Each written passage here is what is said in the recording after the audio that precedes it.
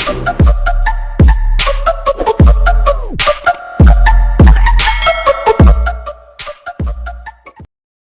morning sa lahat. Ngayon po ay July 13, 2024. May isa pong ginang na lumapit sa akin para mayroon po siyang panawagan. Ma'am, ano po ang iyong panawagan? Good morning sa tanan.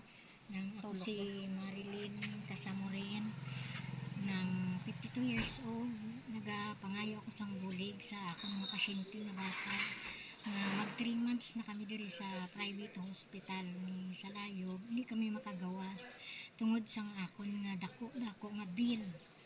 Na diagnose ang bata ko sang chronic kidney disease nga every si Crystal Joy Malabor nga ginadialysis every twice a week.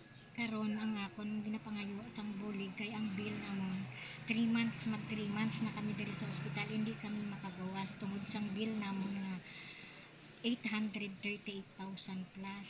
Karon sa subong na amat-amat ko na pangayo nga nabawasan naman ang iyang kuan, pero may nabilin pa gid nga 759,000. Karon hindi gid kami makagawas diri, sige pa ang dialysis ang bata ko. Kung sino man tani ang may makuan nga kasing-kasing makabulig sa amon, gapangayo gid ako sang bulig sa inyo nga makagawas tani kami diri. Kay hindi wala obra driver lang sa tricycle ang bana ko. Tapos ako wala ko trabaho. 22 years old ang bata ko, estudyante tani ini siya, first year college, BS Psychology. Amo ni ang anom ka tuig sa Manila. Pag-abot niya diri, amo na nang sitwasyon niya nga ginhatod lang diri sa amon. Pag-abot niya halin sa Manila sang aga pagkagabi, naglakat kami sa provincial kay gin-admit siya dito. Pero hindi makaya sang provincial, gin-transfer kami diri sa private hospital. Kay kung wala siya na transfer diri, siguro napatay na siya. Ma'am, sa diin ka mga hospital subong ma'am? Diri kami sa Salayog Tumbok Hospital. Takurong City. Sa San Emmanuel, Takurong Sultan Kudarat. Okay. Sa ating mga viewers, sa mga followers, baka po meron kayong butihing loob na ito si Marilyn Casamorin, nanay ni Crystal Joy Malabor, 22 years old, ay humihingi talaga siya ng tulong sa mga may mabuting kalooban. Siyempre, So, ang picture niya. kung mayroon po kayong maibigay sa kanya, PM lang po kayo sa aming Esperanza Charity Vlogs.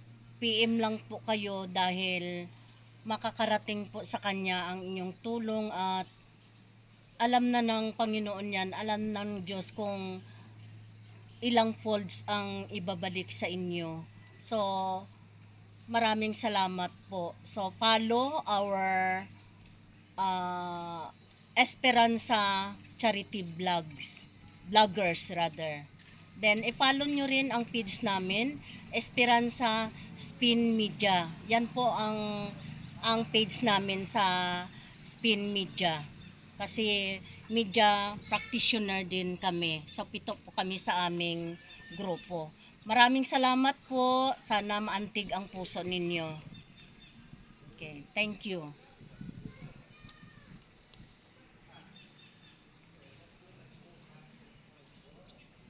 So, yan po ang pasyente.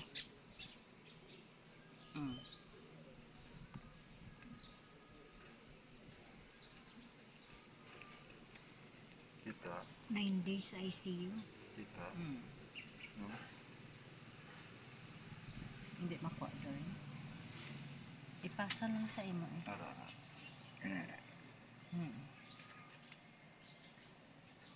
Istorya na. So, yan po ang anak niya.